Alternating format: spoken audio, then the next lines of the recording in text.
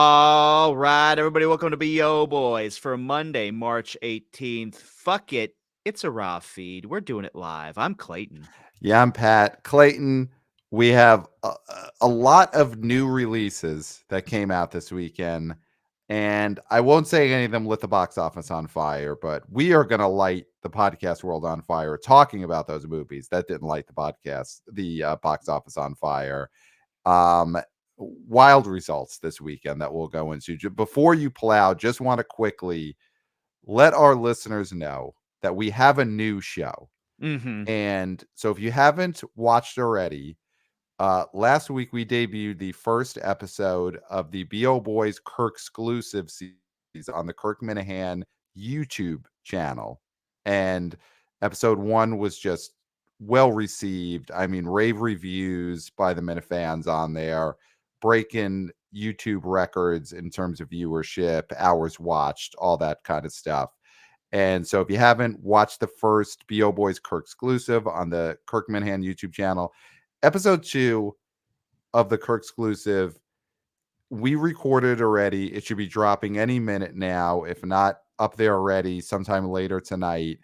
And it is a doozy. We interviewed the taker of what is now this famous photo of a drunk guy who jacked himself off to sleep at a movie theater. Now that's about as much as we could say about the story on the This normal BO show. Boys, on this show, on the BO Boys podcast feed.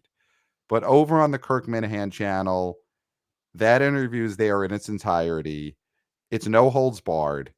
Caution tape has been ripped off of our mouths. We say it all. We're talking about mushroom tops, all kinds of stuff I there. mean, Pat, you gotta I got them. watch it. You gotta I got watch it. This is the BO Boys, not Kirk exclusive. not the Kirk exclusive. You're right. So go over to the Kirk Minahan YouTube channel, watch episode 2 of the BO Boys Kirk exclusive. We talk what is probably the movie story of the year thus far. We talked to the photographer, the man who was on site for this incident. And it's 30 minutes of the most riveting radio you've ever heard on YouTube. So that's that. Go there, watch that show. But hey, this is the show. This is the flagship. And I Mm-hmm. think let's get into it with our flagship segment on the flagship show. Clayton, could you give us a plow for the box office weekend of March 15th, 2024? Number 1, Kung Fu Panda 4 made $30 million, down 48%. It added 32 theaters. It's at $107.7 million in its second weekend. Number 2, Dune Part 2 made $29.1 million, down only 37%. It lost 227 theaters. It's at $205.3 million in its third weekend of release. Number 3, a newbie, Arthur the King, made $7.5 million in its first frame. Number 4, Imaginary, made $5.6 million, down 44%. It is at $19 million in its second frame. And number 5, Cabrini made $2.8 million, down 61%. It added 10 theaters. It's at $13 million in its second weekend. And we're going to keep rolling because Mm-hmm. Love Lies Bleeding had its wide release. It made $2.4 million. That's a plus 1,549%. It added 1,300 theaters. Mm-hmm. It is at $2.7 million in its second weekend of release. And wow, down below Bob Marley, One Love, which made 2.3, down 44%, Mm-hmm. lost 492 theaters at 93.3 in its fifth weekend. Right under that is One Life from Bleecker Street. Wow. $1.7 million in only 983 theaters. Now, I'm saying that because Mm-hmm. underneath that, Mm-hmm. number 9, the American Society of Magical Negroes, Mm-hmm. made $1.2 million in its Mm-hmm. first weekend of release in 1,147 theaters. More theaters than One Life, yeah. And then to round it out, Ordinary Angels at $1 million, down 50%. It lost 570 theaters, is at $18 million in its fourth weekend. So Wow. That's your top 10, Pat. I mean, Lots to chew on read it here. and weep. Read it Yeah. and weep. Yeah. You know what? I say let's start off by just getting it out of the way with the big holdovers at the top because I think this will be quick because these two movies did great. Kung Fu Panda 4 and Dune Part 2, fantastic holds. Kung Fu Panda 4 in its second weekend dropped only 48%, $30 million, and great hold for a movie opening big at number one. Mhm. And Clayton, I just want to go over the stats quickly of Kung Fu Panda 1 in 2008, opened to 60 million, dropped 44% to 33 million its second weekend. So, part 4 of this series, opening 16 years later, is having pretty much the same run through the first 2 weeks as the original movie did 16 years ago. Mhm. That again, we've talked about it to death. It's Jack Black at the peak of his powers right now in 2024. Yeah, I mean, you're gonna try to whitewash history here. This was what I was saying for weeks and weeks and weeks, Yep, that Jack as did Black I, is yeah. bigger Mhm. than he's ever been, especially with kids. Totally agreed, always have. Yep. That is not true. And then, the fact that this is the right timing for this movie, right? So, like, Mhm. generationally, it lines up. 3 was sort of a stinker, sort of people were not as big on Jack Black at the moment. The people who had watched these as kids were doing other things. I Mhm. think this solidifies this franchise as a marquee franchise. And Mhm. like a fourth movie in a animated series doesn't do this. No. It just No. doesn't. It just And doesn't. so that is amazing. Yeah. And it also shows that there should be more rats. I mean, more cheese for the rats. Yes. We have enough And we're rats. We don't have enough uh, rats. We just need right. cheese for the existing rats. I'm not saying Mhm. go out and make more rats. Please do Right. not. We have Right. enough rats. We have Right. more than enough rats. But this is a Brie franchise for the Mhm. rats, and they Yep. will show up for Brie, and they will show up in numbers. But also, if you're stuck with migration for as long as you are, there's going to be some pent up need for the rats to get their cheese. Right, right. I mean, this right now, Kung Fu Panda 4, it's tracking slightly below the original one. It's like, nipping at its heels. And the original one made $215 million domestic. Right now, Kung Fu Panda 4, it could hit 200 million the way it's going right now. It Mhm. definitely can. It Because definitely can. it's for very young kids, and what you got coming up is Ghostbusters: Frozen Kingdom, which I Yeah. think is for a little bit older of an audience. Yeah, Now like there may be 60-year-olds, 70-year-olds. Yeah, yeah, older yeah, children. Yeah. absolutely. Childish people is basically what it's for. But Yes. I do think that Kung Fu Panda 4 is still gonna stay strong because it's for very, very little kids. Mhm. Yeah, yeah. No, this is huge. It's such a feather in Jack Black's cap. And at number 2, Dune Part 2, the holds here are fantastic. It's a $205 million. Timothy Chalamet just cemented as a full-on butts in the seats movie star Mhm. because again, Dune is an IP for sure. Millions of people have read it for sure. There's no guarantee that Dune in and of itself would be a hit. I mean, we saw that in the 80s with the David Lynch version. It's not a slam doink. You make a Dune movie, you have a hit. Mhm. And Chalamet, I think, gets a lot of credit for just how well this second one is doing. And coming off of Wonka, you know, solidified. This guy is a butts in the seats movie star. Please don't make Streamo. Don't make a series. No 8 episode No Apple mini TV series about Plus. something that happened in the 90s where you play a celebrity who wronged someone. Like, don't do it. Don't play the inventor of some fad product from the 80s or 90s. Don't do it, Mhm. Chalamet. Make movies. If they come to you with a buttload of money Right. and they say, "Remember slap bracelets?" Immediately hang up the phone Yes. or pop off the Zoom. Yeah. Yes. Yes. 100%. Don't do it, Chalamet. Make big movies because he's on his way to being the new Leo after Dune 2. Obviously, Leo's got hit after hit after hit, but Chalamet is building himself to be the guy who has a chance at that throne. And Yeah. I think we need to reiterate, and we do it Mhm. every episode, but I Yeah. think that's why it's called reiterating because we do it several Yeah. times over 3, several yeah. episodes. Yeah. But this gentleman took Wonka over 200 million domestic. That was not a slam dunk because No. it was a sort of IP that people didn't know if it was still strong. Right. Everybody was saying he was miscast. Right.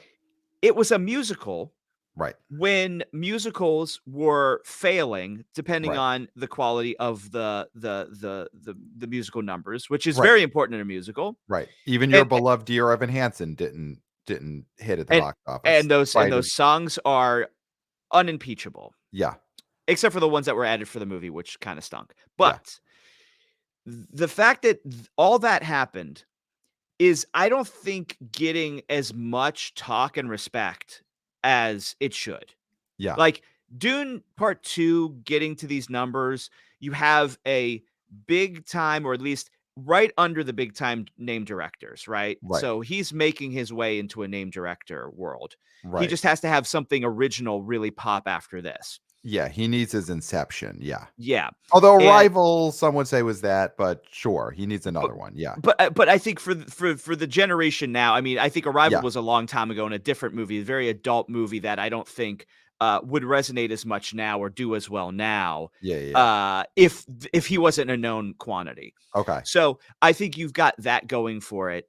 And but I do think, just like in general, the power that this gentleman has now Mhm. is, we haven't seen this in a while, and we really need to cultivate it and really respect it, because Yeah, stars could be back, and that is great for theatrical. That is great for great theatrical. for theatrical. Well, let's get into a star who this weekend seems like he's very much on the wane. Clayton, can we move on to talk about the number 3 movie at the box office this weekend?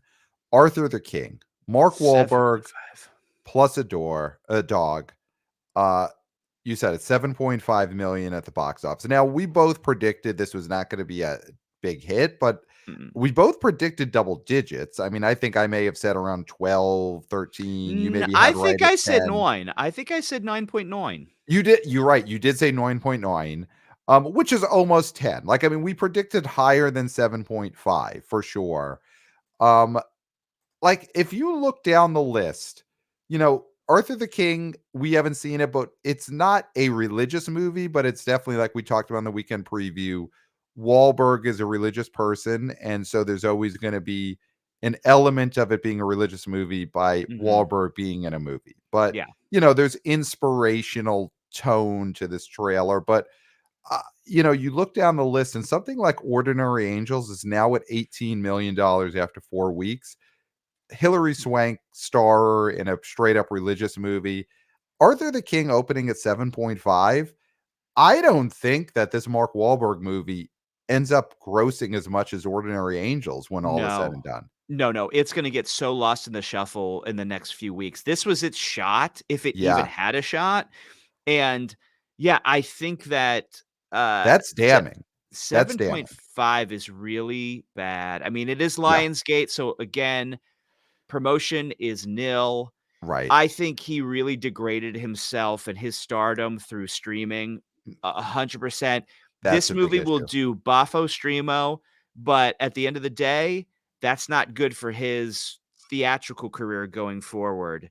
Right. When I think theatrical is becoming as important as it used to be.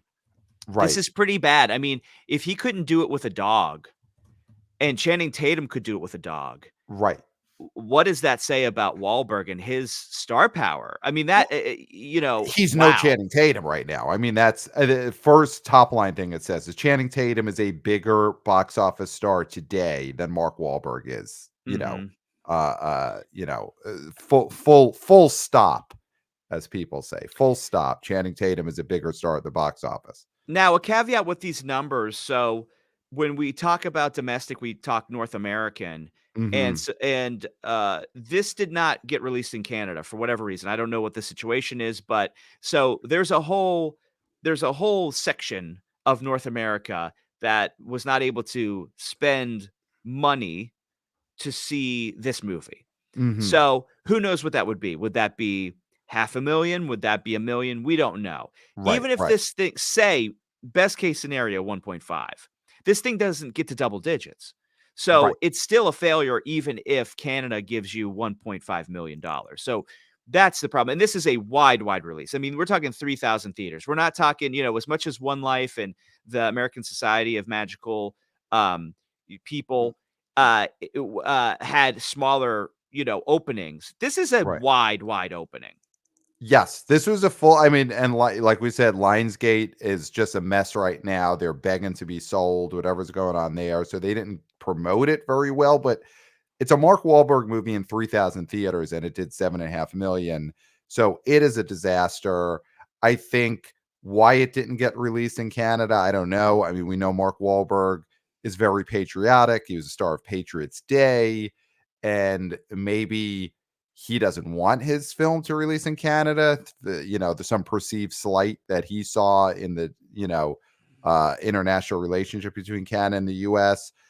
I don't think Canada is particularly super fond of Mark Wahlberg anyway, so I don't think they would have added much to this Mhm. box office. Um, you touched on something earlier, how much streamo Mark Wahlberg has been making the last 5 years. I mean, I'm looking at his filmography, and since 2020, these movies have been made by Mark Wahlberg and released direct to streaming. Spencer Confidential, Infinite, Me Time, The Family Plan.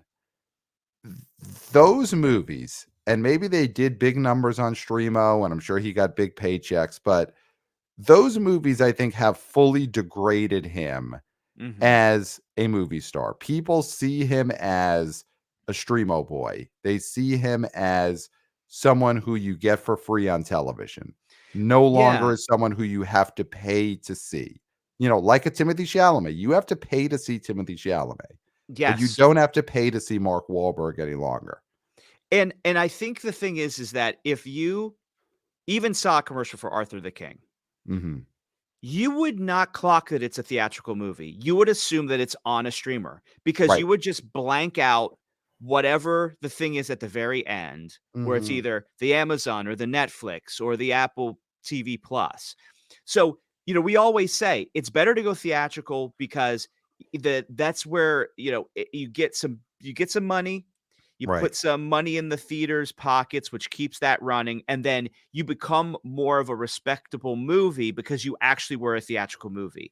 The Right. problem with Mark Wahlberg's career is that all of this is negated by what I just stated, is that people are going to assume this is a streamer. So when they see a Right. commercial for it, even if they see a commercial, if they see a trailer at the theater, they're going to be like, wow, it's weird that they're doing trailers for Amazon movies now, Right. Right. because But people will just assume they have the Pavlovian response to a Mark Wahlberg movie that it is going to be on their television. right. Right. Right. Right. That is for sure hurt him as a box office draw. And you see it with someone like Adam Sandler that he went full streamo to Netflix, but he's managed to make the rare theatrical only releases he's made big events like an Uncut Gems, Mhm. and just feel like let that's in theaters. And But otherwise he's just been I just make movies for streaming. He got in first, which I think mhm. is big for his credibility because it doesn't feel like he was forced there. It feels like he made the active choice. Where someone like Mark Wahlberg, it does feel like he was forced into going streaming. And that stuff like Me Time and The Family Plan were movies that he had no choice but to put on Amazon and on Netflix. And He it feels like a last resort in a way he never did for Sandler. yeah, and to, absolutely to stick up for the Sandman, comedy died at the theaters. Right. Comedy is still dead at the theaters. Right. And so that is the only place he can do what he wants to do, Right. truly. Right. Where I think the thing with these sort of movies, this sort of inspirational movie or the sort of movies that he's having go to streamers, I think Mendelsohn said it that the studios have to allow some of these movies to fail in order to train people to go back to the theater for the movies that they actually want to see. Yes, for the In the ones that sense work. of Yeah. for the ones that work, right? So for every rom-com that fails at the theater, you have Anyone But You, right? So Right. there's got to be failures at the theater for people, even in small numbers, to say, "Oh, you know what? I did enjoy that, though. I did enjoy that experience. So if there's something that's really great, I want to see it." That needs to happen, and everybody's so fearful on every level that it's going to make it very difficult for that to be the case. But I think, yeah, that's really the thing, is that Wahlberg maybe just doesn't have the traction now at the Yeah. theater to tell a studio, "Make this theatrical. Yeah. Make this theatrical and I'll make it a hit," because Well, he can't. he can't. He can't. The people don't wanna pay just to see him, and he was in Uncharted, back in what was that? February of 2022, and that was a hit, but it had Spidey-Man, and he was the value add there, and I Yes. think that's the key here with Mark Wahlberg is and listen, we're happy if he wants to come on this show, we're happy to have that talk with him. The talk that I think his management, his agents aren't mad enough, and I get it because Mhm. Mark Wahlberg is jacked up, and he's from Massachusetts, and he's always ready to clonk heads together, especially if they're Hollywood suits. And I get A it being scared of him, and the but they power don't of want Christ compels him. The power uh, of Christ compels him. the power of Christ. He gets up at 4 a.m. to work out and to pray. So I Mhm. understand if his management is too scared to look him in the eyes and tell him, Mark Wahlberg, Marky Mark, you They are wouldn't say now that. the They well, wouldn't we'd say that. say that. We'd say that because we'd want to let him know that we Where is see that? him. Mhm. Marky Mark, you are a value add. You are no longer a theatrical movie star. You're for sure, I think a very valuable value add. And if we're guiding your career, we're going to make a lot of use of your value addness in theaters. But he is no longer a top of the title, above the title, put butts in the seats theatrical draw anymore.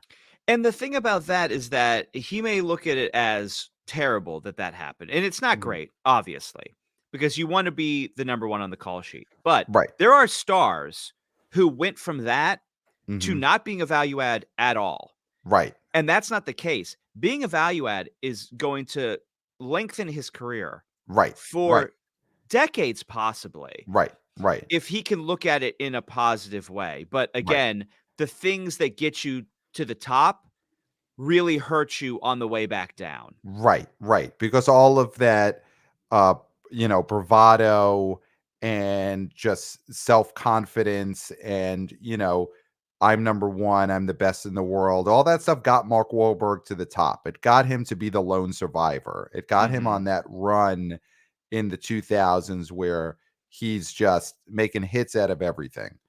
But it doesn't help him now when he's got to accept he is now a value add. Mhm. Um, and it's gonna make him just go fall back into being the above the title guy on Streamo movies. Yeah. Because when you see that you can no longer make hits at the box office, you could either become a value add or you could become the star of Streamo movies. And I would guess the latter is where Wahlberg is gonna feel safe going. Um, And the yeah. biggest payday, and if And he's, the biggest payday, of course. Yeah. he's got a family. Yes, yes, yes. And yeah, so it's a tough spot. I think this confirms that he's no longer a draw at the theaters. Arthur the King is gonna just drop off the face of the earth going forward. There's nothing left for this movie. I mean, Weekend 2, it's gonna do nothing. It's gonna do Let's nothing. let's look at demos here. Even split between men and women, 36% between 18 and 34, 40% over 45. Largest demo was 25 to 34 at Yeah. 23% and over 55 at 22%. 52% of the audience was Caucasian. That is not a surprise. 25% Latino Hispanic, 8% Black, and 10% Asian. Yeah. Yeah. Yeah. We'll leave So, it at that. Yeah. let's talk a little bit about me being right Okay. here, And me being because right. And me being right as well. I don't think so, Well, because I'll show you why I was right, but you could get into why you think you were right. You could start here. I love that the way you said that. Yeah, You're I gonna love it show me too. why you are right, Yeah. and, but I need to tell you why I think I'm right.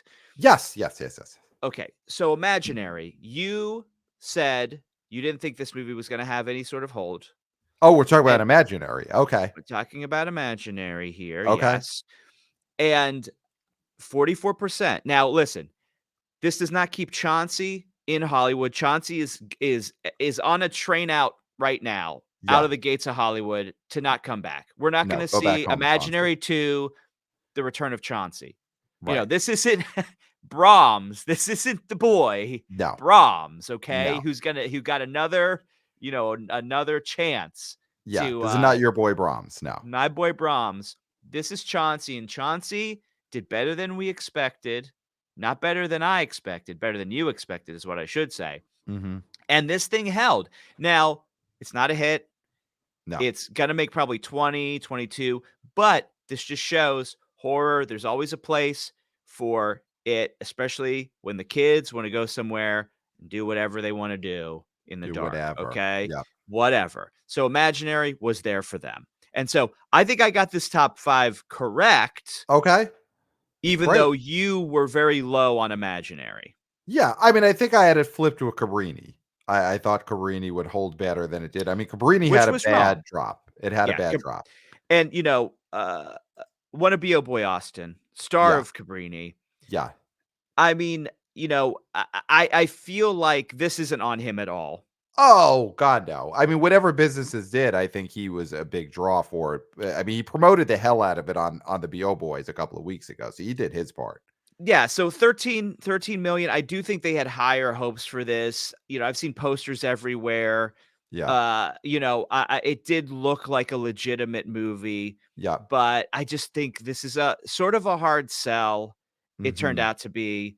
And I'm not gonna blame like who, I'm not gonna put any blame on any certain group for why this movie didn't do well. But I'll say it right now because I'm okay, allowed to say it. okay, This is not a good box office result for Italian Americans, and I am allowed to say that. I'm a paisan, and Cabrini.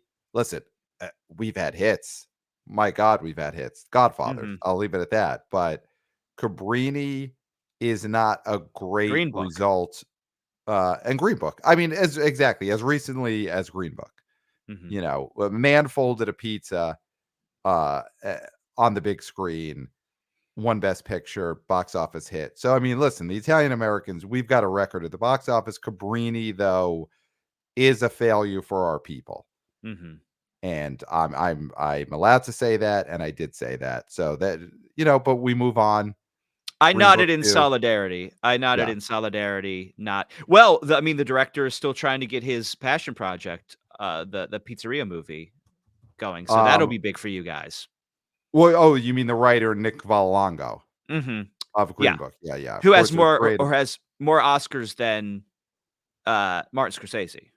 He does, yes, because I think writer and producer, so he's ahead of Scorsese as far as all-time Italian American filmmakers. It's Nick Vallelongo one, and then Martin Scorsese down there. But yeah, I mean, maybe if Nick Vallelongo had, if he had, the Cabrini was directed by the guy who directed Sound of Freedom, and obviously he had a big hit last year. But if Nick Vallelongo had directed Cabrini, and Cabrini had folded up an entire pizza and eaten it in 2 bites, uh, on the foot of the Vatican, Mhm, which I think Nick Vallelongo, that's the opener of his Cabrini.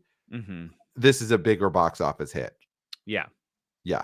So for sure. So this Cabrini, listen, Italian Americans, we move on, we soldier on, and we'll have it hit the box office soon enough, I'm sure. Um, Now, what were you right about? Here's what I was right about. I can't So wait for this shit. at number 8 at the box office is Anthony Hopkins in One Life.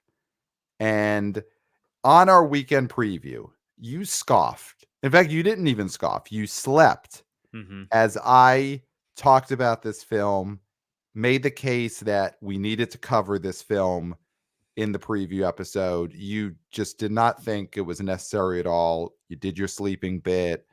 Don't Audiences are don't say divided on that bit. it's not Audiences a are divided on bit. that. I hate when people bit, Okay, bit. but What you is this? slept. This is comedy Bang Bang. I'm not doing a bit. This is this I is get tired. this I is work not. in a soot mine. You do work at a certain mine, and this is not Comedy Bang Bang. It is not. So you were sleeping as I talked about One Life, described what it's about. Anthony Hopkins on a talk show, given the story of his life, which involved him in pre-World War II times, saving people before they were invaded by the Nazis. And then he's on a talk show years later as an old man. And the kids who he saved are now grown up into Oh, wait. adults and they're presenting themselves to him. So Wait, that wait, you wait, wait, wait. slept when I said that. I did, but wait. I had an idea for how this could have really done Buffa Bobo. Okay, how could it have done Buffa Bobo? He's on Hot Ones. Yes. Yes. I think the The talk timeline show did is Hot Ones. I think the timeline didn't match up because for him to have been on Hot Ones, he would have been probably 110 or so, Even something like that. better, it could have killed him. Yeah. No, for sure. If they had gotten Sean from Hot Ones to star alongside Anthony Hopkins in One Life, I think it would have done better. But all to say, I wanted us to preview this film. You slept through it. And we look at the results, and this finished ahead of a much more highly promoted new release, and a new release that had more movies, screens showing it. One Life from Bleecker Street finished ahead of Focus Features American Society. And I think that result backs up my point that we needed to preview Anthony Hopkins' One Life film. Okay. Well, that may be so, but I've got a rebuttal for you, Dingus, because Okay. here we go with We're you being going there with Dingus. We're doing Dingus now on this show. here we This go is with not the Kirk exclusive. This is still the BO boys. The Oh yeah. caution tape, it's off, but it's on a Mhm. little bit. Mhm. But say Dingus, go for it. See if the You FCC steps in. you lambasted me for Mhm. saying that, oh, this is something that could be akin to the Book of Clarence, which opened at 2.4, 2.5. Yeah. You said that just the fact that the American Society takes place in present time Mhm. and has David Allen Greer in it, which we both love, Dag. We love Dag, but he is not a draw. No, no. My thing was And more you that said, cell phones would be in it, not David okay, Allen Greer. I cell put more phones would stock be in into it. cell phones. Yeah. And you sat there and you said, there's no way that that is a good comp or it's going to be as low as that. This thing opened to 1.2. That is terrible. Pat, you were wrong about this movie. No one wanted, less people wanted this movie than the Book of Clarence, a movie that nobody wanted. Yeah. So you were wrong about the American Society. You were wrong about it. Here's what I'll say. I was wrong about how much people need to see cell phones in a film. And this is a bad look for cell phones because I definitely thought that the presence of cellular phones and modern technology would be a bigger draw than seeing, biblical times. Mhm. And I was wrong about that. And that's very bad for if you're a cell phone company, if you're an Apple, you should be you're making money hand over fist. I get that. But this should be a little shock to your system that Book of Clarence did bigger business than Magical Society, which is set in the presence and has characters holding cell phones. Yeah. Yeah. Yeah, I mean, that is damning for this movie. Pat, Yeah. what happened here? What happened? I mean, absolutely no one wanted to see this movie. Yeah. I mean, I think a big thing that happened here, and listen, we're not critics, huh? And Huh? we critics are not everything. They're a small part of it.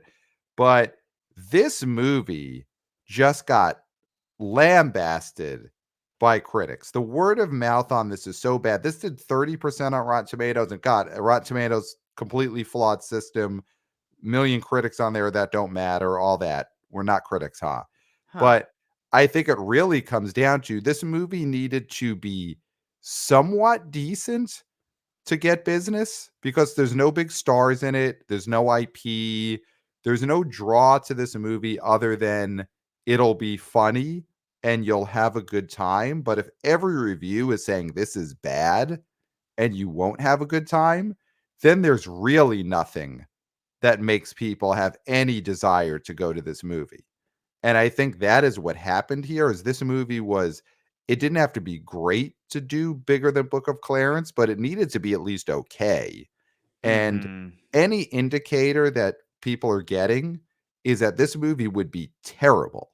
And a movie can't have no stars, no IP, no giant promotional elements, not be a genre film. A horror movie could be terrible and still do business, but Imaginary. imaginary, yeah. You can't have none of those elements and also be terrible. Yeah, post track 70% and 51% definite recommend. So what that means That's is low. that these are the people that went out for weekend 1 of the Mhm. American Society, and they hated it. So Yeah, that's the thing. You gotta remember that, is these are the people who booked it on their calendar and said, right.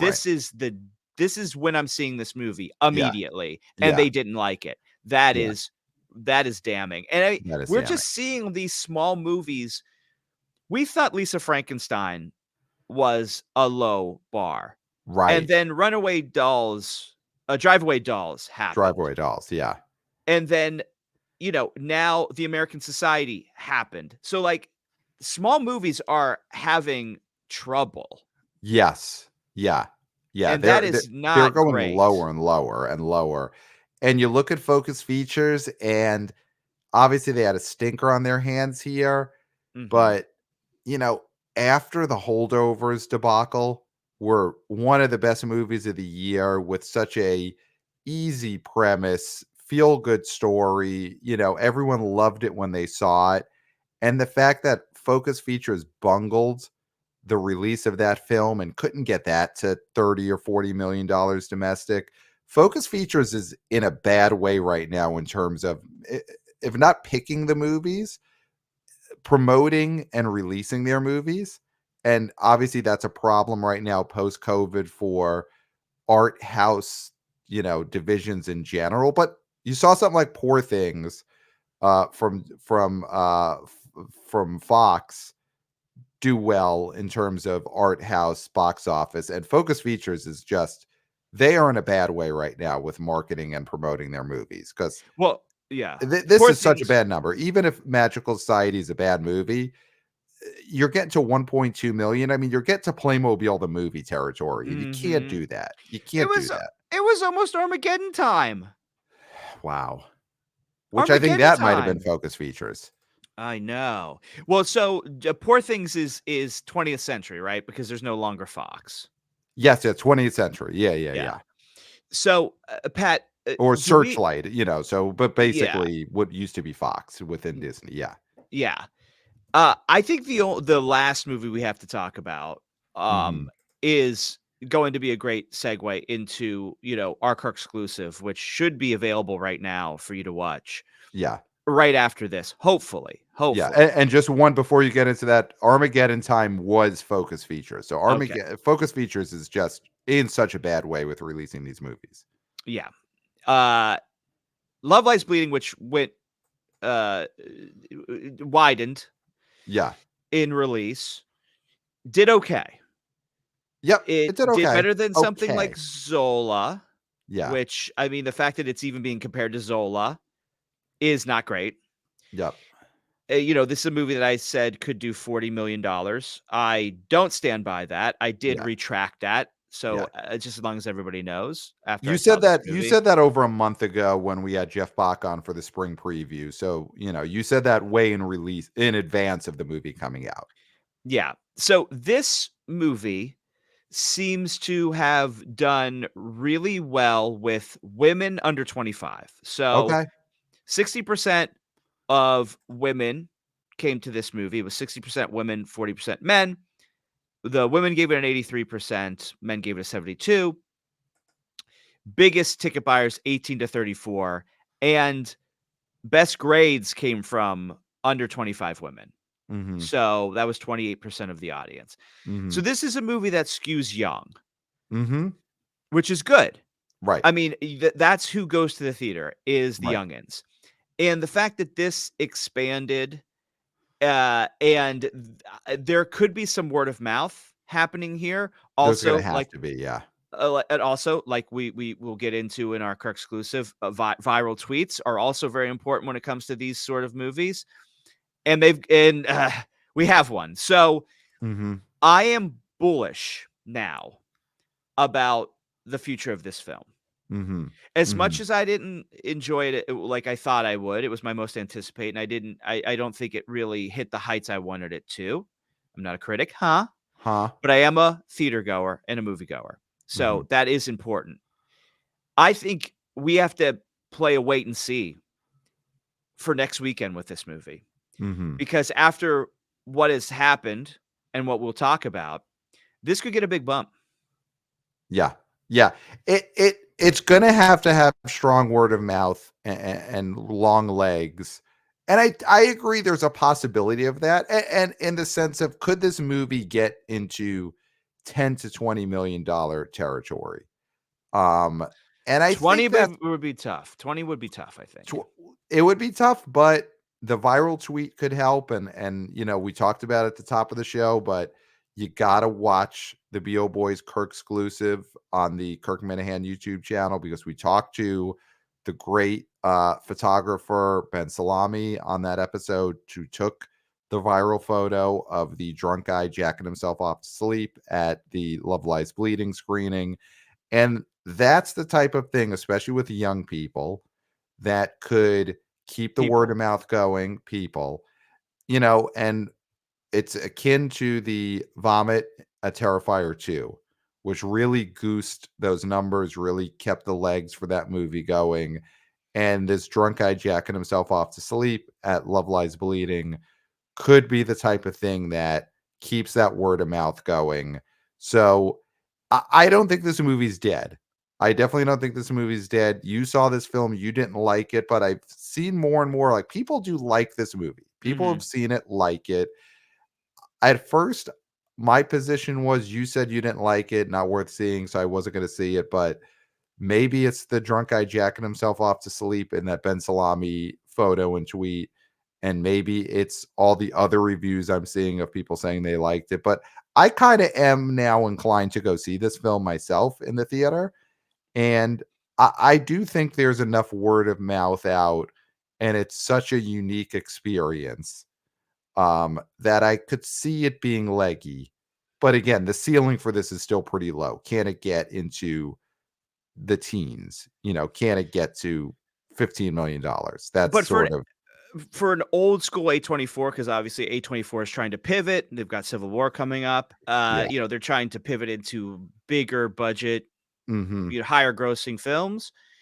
This was still released under the understanding that this is an A24, old school A24 movie. Yeah. So it making 15, 16, 17, 18, 19, 20 Yeah. Yeah. is is great for this film. Yeah. Yeah. And they wanna be in business with Kristen Stewart. She's the perfect kind of A24 star to have in the stable and to do other projects, She so brings in the young women. She yeah. she she was able to, in a world where there's barely any magazines on the stands. There's no Mhm. magazines. You go to the magazine section, you don't see magazines. You see special issues of People with the Friends cast on them. You Right, don't right. see weekly or monthly magazines. She was able to have a controversial Rolling Stone cover Yeah. in the year of 2024, Yep. and Yep. that That's is huge. huge. Yeah. Yeah. No, that can't be understated that people were talking about a magazine cover because of Kristen Stewart. Yeah. Um, I'm this is one I'm curious to keep tracking, and see if it holds really well, see if it's like one of those movies that we look next week and it's had a, 30% drop in its second weekend of wide release. So, that's possible. Again, especially with the Ben Salami tweet and that incredible photo, it's very possible that the word of mouth for Love Lies Bleeding carries this thing. So Mhm. so yeah, we'll see. Yeah, I would say that's about it for this weekend at the box office. Is there anything else, Clayton, that you want to cover? No. on this episode. Just checking real quick if there is. Oh, one thing I just want to quickly get to, just pose this to you. Well, actually, you know what? We'll save the emails for the weekend preview episode. How about we do that? Yeah, Let's yeah, do yeah, that. That's yeah. where we'll do that. So, okay. So, everyone, of course, email us, theboboyspodcast at gmail.com. We're going to be recording the weekend preview episode a little earlier in this week. So, if you hear this and want us to answer an email on the weekend preview episode, send it immediately. theboboyspodcast at gmail.com. Send us your thoughts, boots on the ground reporting, all that kind of stuff. If you want us to read an email on the weekend preview episode, get that email to us pretty much the second you hear what I'm saying right now.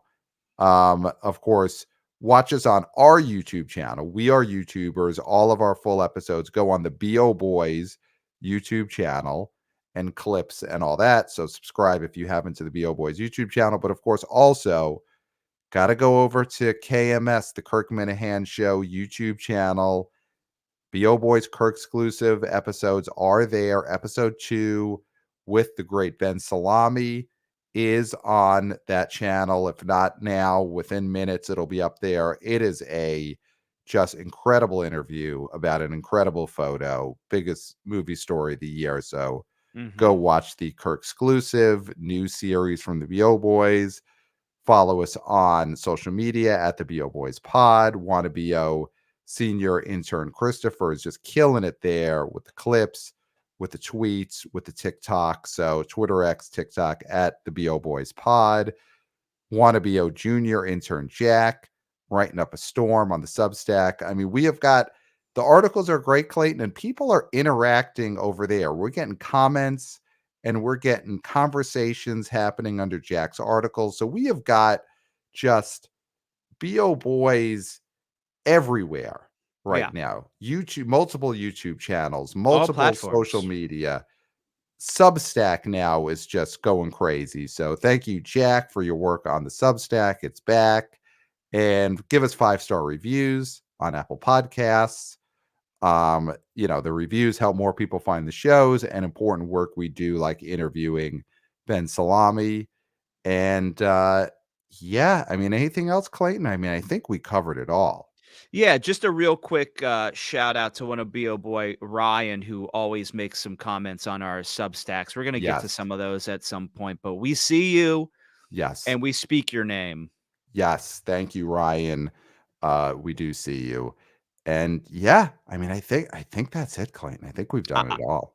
I can't think of anything Yeah. left to be said, except for until next time, We'll we'll smell smell you you at at the the box box office. office.